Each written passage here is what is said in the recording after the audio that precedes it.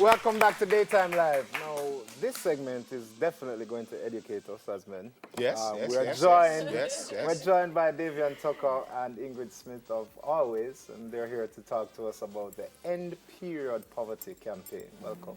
Hello. Thank you. How are you? Yes, ladies, we are the students today. Yeah. Yes. So inform us, tell us about the End Period Poverty campaign and why it's so important.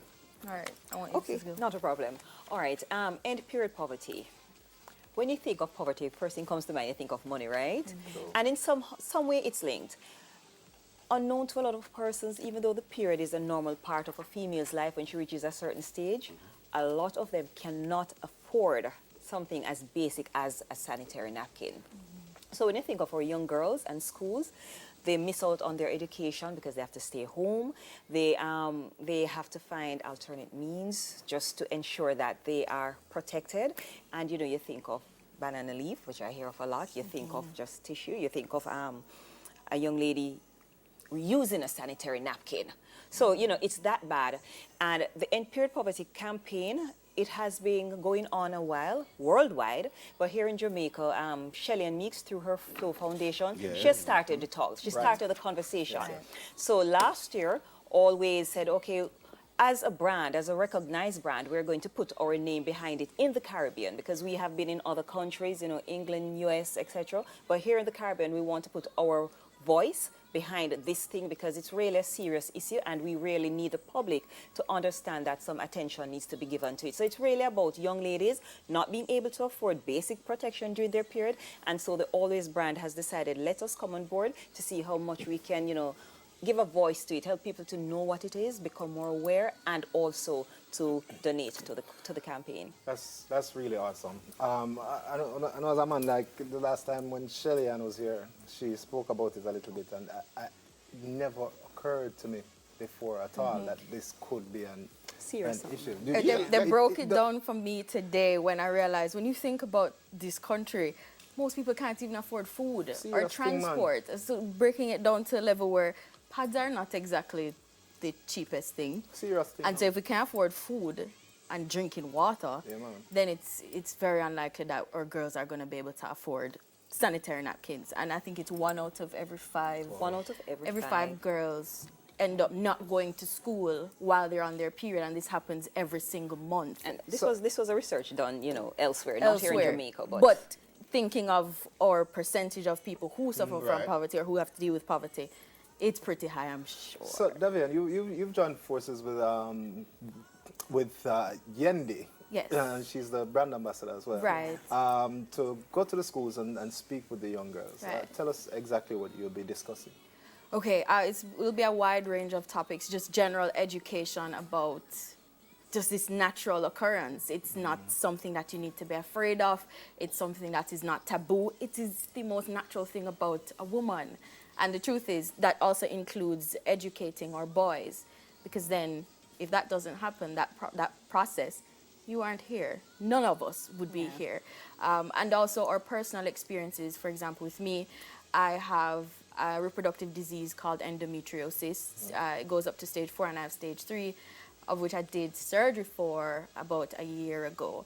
And even that process I was sharing with her earlier, I have to buy multiple sizes when I'm going to the supermarket, because how that works is it will be really heavy and I would have to double up. I don't know if you know what an overnight pad looks like. I'm wearing like 2 of them every month, 2 every day. And we're talking about 2 at least 3-4 times a day. And then I have to size down when it starts to phase out, because it goes for sometimes 10 days.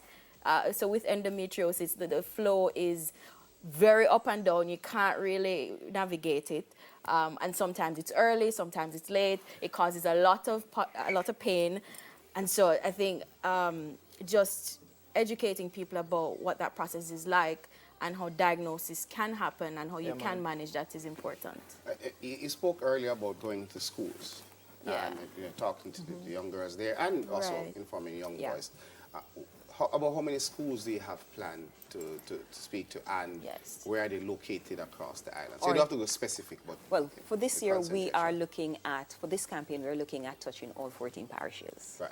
So we're looking at 14 schools overall, 14 parishes, and on average, each school has probably a population, female population of on average probably about 300 to 400 girls. Right. And the whole intention is to provide them pads not just for one period, but hopefully for a few months of the period. You know what I want to ask?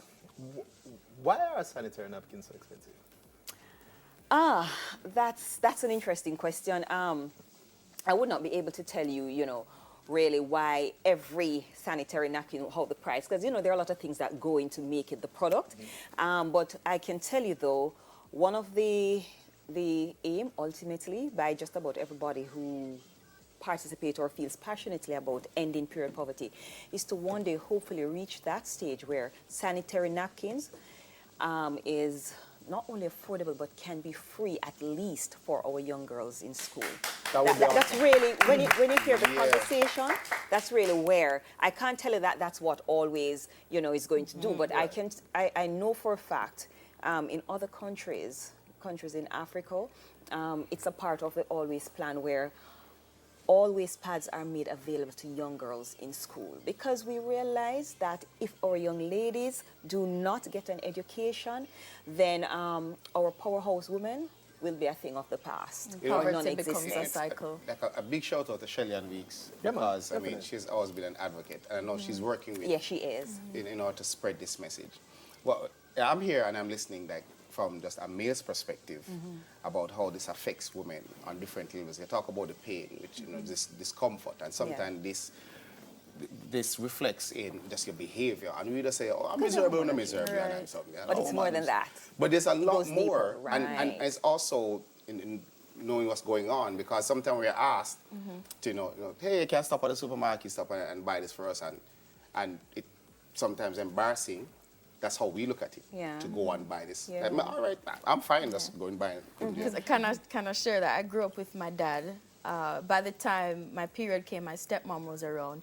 But dad is predominantly the one who I'd call and say, hey, I need this. Because even I was a bit ashamed to buy. And that's what the stigma we're trying to break here.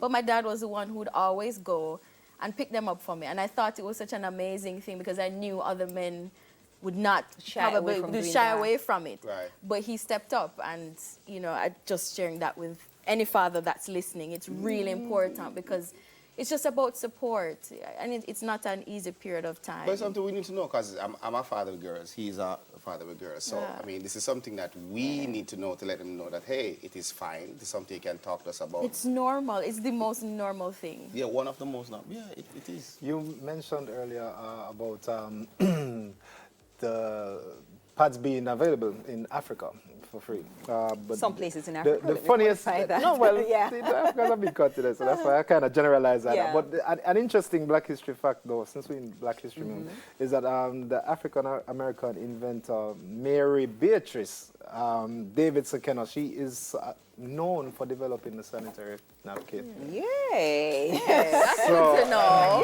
So it's like That's not bad. That's so good to know. since we're in Black History Month, I thought it would be cool. Nice. How can we get in. some more information quickly? Because we're going to wrap out shortly. Okay, there's at her flow on Right. Instagram. And Well, and for the campaign, we have a number of ladies. Davian happens to be one of them who will be influencers. So you go on and can follow her. You can follow her. You page, can follow and Yendi. You can follow Yendi. You Right. can follow Soyini You can Phillips. Soyini, Senator yeah. Mary. I'm missing out one person. and Miki Doll. Her name is @MikiDoll on Instagram. Quick question: Is there a place that a young girl can go to receive these things if she cannot afford it outside of the campaign? This campaign. At the moment, I am not aware of people doing anywhere in drives or particular, anything like that? but Alright. I know back to her flow, outside of the campaign, once her flow is sort of our little, the Okay. nucleus right now. So if a situation like that exists and she can't speak to somebody in her school in terms of, like a guidance counselor, etc., if she gets in touch with a Her Flow or with the Her Flow Foundation, I'm sure that foundation will be able to guide her accordingly. Awesome. Thank you so very much. Thank you so much for sharing this important information with us. It was nice. Later, we will be right back with a premiere video from Akon. You don't want to miss that. Akon Music.